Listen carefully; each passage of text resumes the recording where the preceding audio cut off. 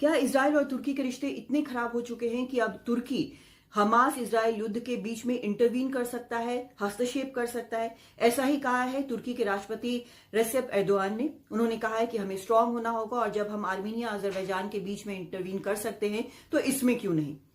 क्या हुआ कि दोनों के रिश्ते इतने खराब हुए?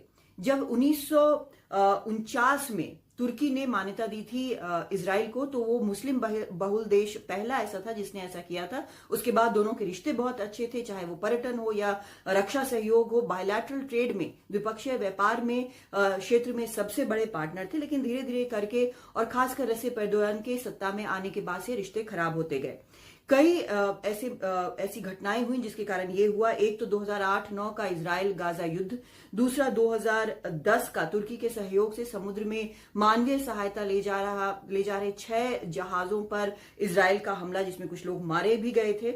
उसके बाद 2013 में जिस तरह से तुर्की के ऊपर आरोप लगा कि उसने ईरान में इजराइल के जासूसों को एक्सपोज कर दिया, उन्हें बेपर्दा कर दिया, ये सभी चीजें थी। लेकिन इसके बावजूद बातचीत हुई, उसके बाद एक फिर से सहयोग बना। रिश्ते 2016 में कूटनीतिक रिश्ते फिर से स्थापित हुए। लेकिन 2017 में जब अमेरिका ने एक बार जेरूसलम को उसने माना इजराइल की राजधानी, जेरूसलम जो कि 3 धर्मों के लिए बेहद अहम है, उसे जब राजधानी माना तो फिर उसके बाद रिश्ते जो बिगड़ते गए वो काफी मुश्किल हो गए हैं। 2023 में लेकिन युद्ध जब शुरू हुआ है 7 अक्टूबर के बाद से इजराइल और हमास का, तब से रेसेप एर्दोआन लगातार हमास के साथ खड़े नजर आए हैं। उन्होंने लगातार आलोचना की है गाजा में जिस तरह से इजराइल हमले कर रहा है, और वहां पर अब वो कह रहे हैं कि तुर्की जो है वो इंटरवीन भी कर सकता है इस मामले में। जो इजराइल के विदेश मंत्री हैं इजराइल काट्स, उन्होंने उनकी तुलना, एर्दोआन की तुलना सद्दाम हुसैन से की है।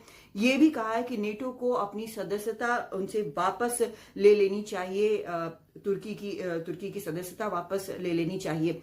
अभी हालात जो बने हुए हैं, खासकर 2 बड़े टारगेट जिस तरह से हमास के खत्म हो गए हैं, एक को मार दिया गया है जिसे इजराइल ने माना है कि उसने मिसाइल हमला किया था, दूसरे का अभी पता नहीं है, हानिए का।